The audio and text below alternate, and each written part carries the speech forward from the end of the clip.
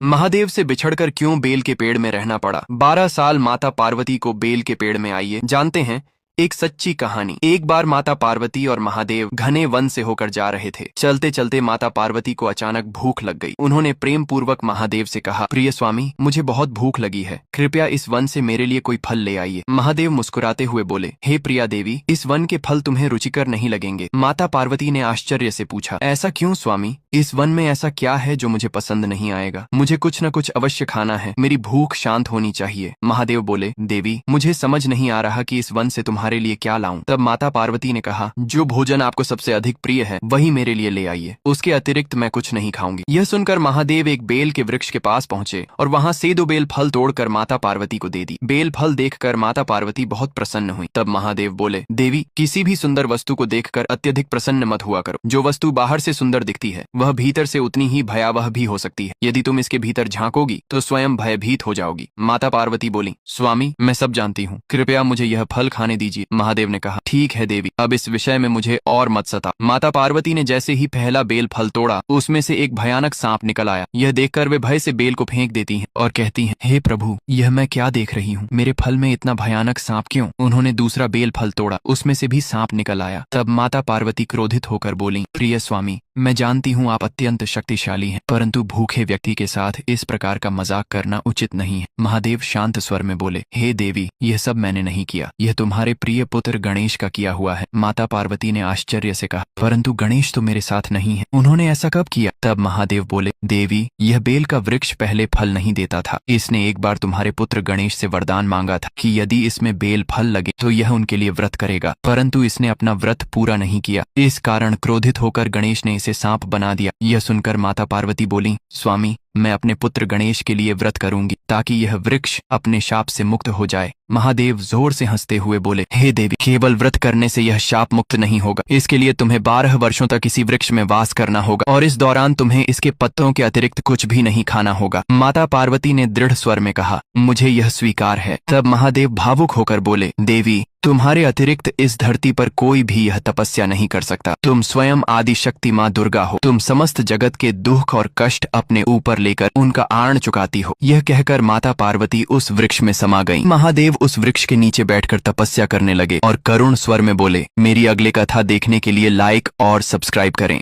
महाशिवरात्रि, लोग कहते हैं यह शिव जी की शादी की सालगिरह है, लेकिन सच कहूं, यह आधी अधूरी बात है। यह रात सिर्फ जश्न की नहीं बल्कि उस खौफनाक अंधेरे की गवाह है जब पूरी दुनिया खत्म होने की कगार पर थी। एक ही रात में 3 ऐसी घटनाएं घटी जिन्होंने ब्रह्मांड का नक्शा बदल दिया। जरा सोचिए, एक तरफ शादी की शहनाइयां थीं, तो दूसरी तरफ मौत का जहर, और तीसरी तरफ एक ऐसी आग थी जो ब्रह्मा और विष्णु का घमंड चकनाचूर कर रही थी। अगर आप यह वीडियो 16 फरवरी से पहले देख रहे हैं तो सावधान हो जाइए, क्योंकि आज हम शिवलिंग के प्रकट होने की वो कहानी सुनेंगे जिसे सुनकर आपके रोंगटे खड़े हो जाएंगे। कहानी पर आते हैं। एक बार ब्रह्मा जी और विष्णु जी में युद्ध छिड़ गया। दोनों लड़ रहे थे कि मैं महान हूँ। नहीं, मैं तुमसे ज्यादा महान हूँ।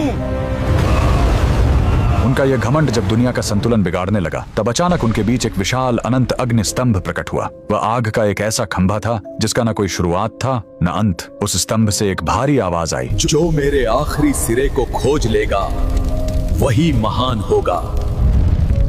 ब्रह्मा जी हंस बनकर ऊपर उड़े और विष्णु जी वराह बनकर नीचे गए। हजारों साल बीत गए, विष्णु जी को अंत नहीं मिला। उन्होंने अपनी हार मान ली, लेकिन ब्रह्मा जी ने वापस आकर झूठ बोला कि उन्हें अंत मिल गया है। उसी पल उस आग से काल भैरव प्रकट हुए और सजा के तौर पर उन्होंने ब्रह्मा जी का वो सिर काट दिया जिससे उन्होंने झूठ बोला था। उनका अहंकार टूट गया। चूंकि शिव जी आग के रूप में आए थे, वो बहुत गर्म थे। तब देवताओं ने उन्हें शांत करने के लिए उन पर जल और दूध चढ़ाया। यही वो पहला दिन था जब शिवलिंग पर रुद्राभिषेक की शुरुआत हुई। लेकिन कहानी यहीं खत्म नहीं होती। एक बार जब देवता श्रीहीन यानी कमजोर हो गए थे, तो अपनी शक्ति वापस पाने के लिए समुद्र मंथन हुआ। सबको उम्मीद थी अमृत की, लेकिन निकला क्या? हलाहल विष। पूरी दुनिया जलने लगी। तब फिर वही भोलेनाथ आगे आए। संसार को बचाने के लिए उन्होंने उस उबलते हुए जहर को पी लिया और अपने कंठ में रोक लिया। जहर की गर्मी से शिव जी का शरीर तपने लगा। उस जलन को शांत करने के लिए सभी देवताओं ने उन पर पूरी रात गंगा जल, दूध और बेलपत्र चढ़ाया। उन्हें नींद न आ जाए इसलिए पूरी रात देवताओं ने गीत गाए और जागरण किया।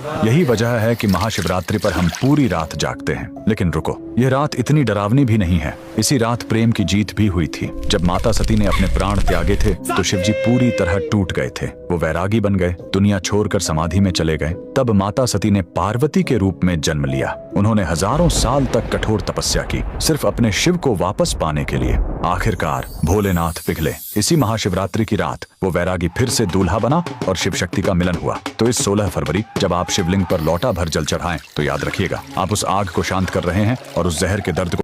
महादेव से बिछड़कर क्यों बेल के पेड़ में रहना पड़ा। 12 साल माता पार्वती को बेल के पेड़ में आइए जानते हैं एक सच्ची कहानी। एक बार माता पार्वती और महादेव घने वन से होकर जा रहे थे। चलते चलते माता पार्वती को अचानक भूख लग गई। उन्होंने प्रेम पूर्वक महादेव से कहा, प्रिय स्वामी, मुझे बहुत भूख लगी है, कृपया इस वन से मेरे लिए कोई फल ले आइए। महादेव मुस्कुराते हुए बोले, हे प्रिया देवी, इस वन के फल तुम्हें रुचिकर नहीं लगेंगे। माता पार्वती ने आश्चर्य से पूछा, ऐसा क्यों स्वामी? इस वन में ऐसा क्या है जो मुझे पसंद नहीं आएगा? मुझे कुछ न कुछ अवश्य खाना है, मेरी भूख शांत होनी चाहिए। महादेव बोले, देवी, मुझे समझ नहीं आ रहा कि इस वन से तुम्हारे लिए क्या लाऊं। तब माता पार्वती ने कहा, जो भोजन आपको सबसे अधिक प्रिय है वही मेरे लिए ले आइए, उसके अतिरिक्त मैं कुछ नहीं खाऊंगी। यह सुनकर महादेव एक बेल के वृक्ष के पास पहुंचे और वहां से 2 बेल फल तोड़कर माता पार्वती को दे दी। बेल फल देखकर माता पार्वती बहुत प्रसन्न हुई। तब महादेव बोले, देवी, किसी भी सुंदर वस्तु को देखकर अत्यधिक प्रसन्न मत हुआ करो। जो वस्तु बाहर से सुंदर दिखती है वह भीतर से उतनी ही भयावह भी हो सकती है। यदि तुम इसके भीतर झांकोगी तो स्वयं भयभीत हो जाओगी। माता पार्वती बोली, स्वामी, मैं सब जानती हूँ, कृपया मुझे यह फल खाने दीजिए। महादेव ने कहा, ठीक है देवी, अब इस विषय में मुझे और मत सता। माता पार्वती ने जैसे ही पहला बेल फल तोड़ा, उसमें से एक भयानक सांप निकल आया। यह देखकर वे भय से बेल को फेंक देती हैं और कहती हैं, हे प्रभु, यह मैं क्या देख रही हूँ? मेरे फल में इतना भयानक सांप क्यों? उन्होंने दूसरा बेल फल तोड़ा, उसमें से भी सांप निकल आया। तब माता पार्वती क्रोधित होकर बोली, प्रिय स्वामी, मैं जानती हूँ आप अत्यंत शक्तिशाली हैं, परंतु भूखे व्यक्ति के साथ इस प्रकार का मजाक करना उचित नहीं है। महादेव शांत स्वर में बोले, हे देवी, यह सब मैंने नहीं किया, यह तुम्हारे प्रिय पुत्र गणेश का किया हुआ है। माता पार्वती ने आश्चर्य से कहा, परंतु गणेश तो मेरे साथ नहीं है, उन्होंने ऐसा कब किया? तब महादेव बोले, देवी, यह बेल का वृक्ष पहले फल नहीं देता था। इसने एक बार तुम्हारे पुत्र गणेश से वरदान मांगा था कि यदि इसमें बेल फल लगे तो यह उनके लिए व्रत करेगा, परंतु इसने अपना व्रत पूरा नहीं किया। इस कारण क्रोधित होकर गणेश ने इसे सांप बना दिया। यह सुनकर माता पार्वती बोली, स्वामी, मैं अपने पुत्र गणेश के लिए व्रत करूंगी ताकि यह वृक्ष अपने शाप से मुक्त हो जाए।